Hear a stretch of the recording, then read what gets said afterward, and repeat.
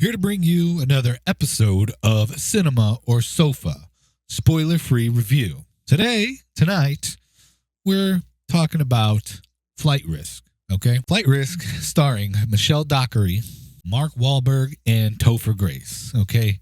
Now, getting into this movie, I kind of wanted to walk out in the beginning. I was like, this is unbelievable. Let me tell you why. It's because Mark Wahlberg, right? Marky Mark, okay? He had this horrible country accent in the beginning. I'm like, this can't be real. This can't be real. A number of passengers have left their lunch up here. I can open a snack bar. Maintenance, occupational hazard. I'm saying to myself, if this continues, I'm going to be walking out of the theater. All right? Y'all need a pilot? It was ridiculous. So he has this country accent and he just sounded really bad at it. And it was horrible. It was terrible.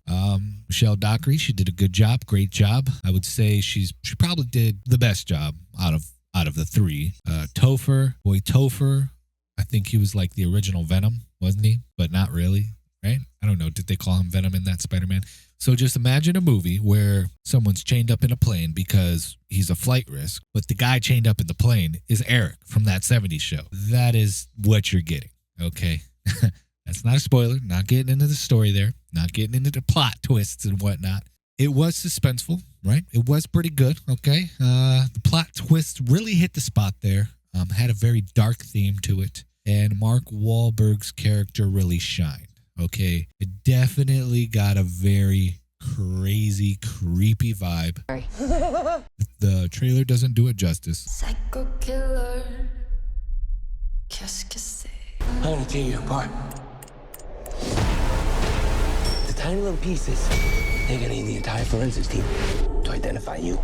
This was also directed by Mel Gibson. I seen something online. I don't know if it was true or not. I'll look into it. If you want me to look into it and do a video on it, I will. Leave it in the comments below. But this was something I seen online that Mark Wahlberg and Mel Gibson opened a anti-woke movie studio or movie production, something like that. Anyways, back to the story. Okay. So it is a short film. Okay. It is a short movie. It is only an hour and 31 minutes. So that was great because I went and seen it right after work, headed over to the theater. Boom. Got it done. Making this video, bringing it out to you. So if you're thinking about seeing this movie or if you want to see it at home when it's streamable, I will say this about that. It's definitely a movie you could wait to stream it, okay? But I do support movie theaters. I think seeing it at the theater is always best, right? But they're charging a fat premium at these theaters lately, and I understand why. The COVID-19 almost wiped them out. I've seen that it was in 40X. I'm not going to see it in 40X, but 40X might be the route to go if you are going to spend money to go see this movie. IMAX, maybe.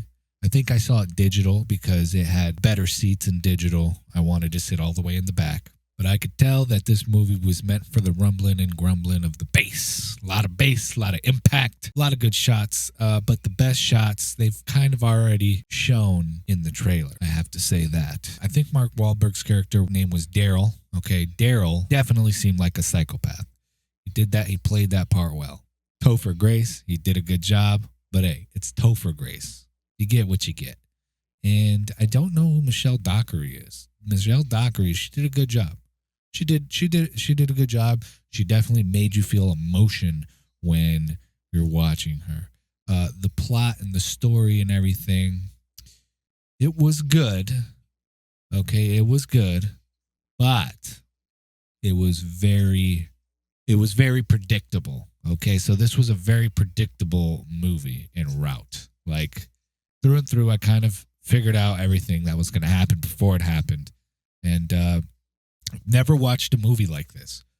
And it's funny, when I seen the preview, I didn't even think I was going to watch it, but I said, hey, let me watch it, put out a review, and see what other people think.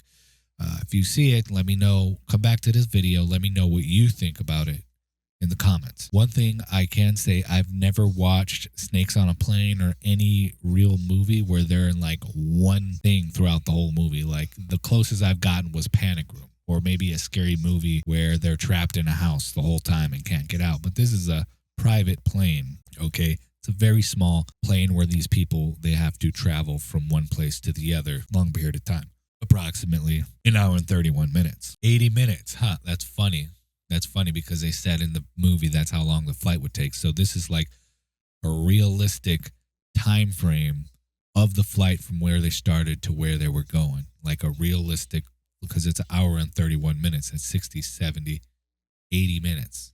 Okay, so that part of the story I think is great. That they made it very realistic based on time and travel. The distance traveled was that amount of time because that's how long the movie was. Because car rides in a movie take 15 seconds, but in real life, 45, 60 minutes, I just realized that that's pretty cool about the movie. If you like crime drama thrillers, I would see it. Action, there wasn't a lot of action in it. Not as much as you would think, actually. The drama, it was drama, but it wasn't that great of drama. Thriller, I would say thriller. Mark Wahlberg's character really carried that because he just seemed like a psychopath. I knew what he was going to do or what he was up to, but the stuff that would come out of his mouth was pretty like on point with some crazy stuff that someone would say, if they were put in that position. I give this movie out of 10, maybe like a 5.4. 5.4? That fair? Let me know what you think about this movie or my review of this movie in the comments below. If you like the video, like it. If you dislike it, dislike it. Make sure you subscribe to the channel if you want to see any future videos or reviews. I will also dip into older movies that are already streamable. But that's going to wrap it up for today. Tommy Grimm is out. You have watched another episode of Cinema or Sofa.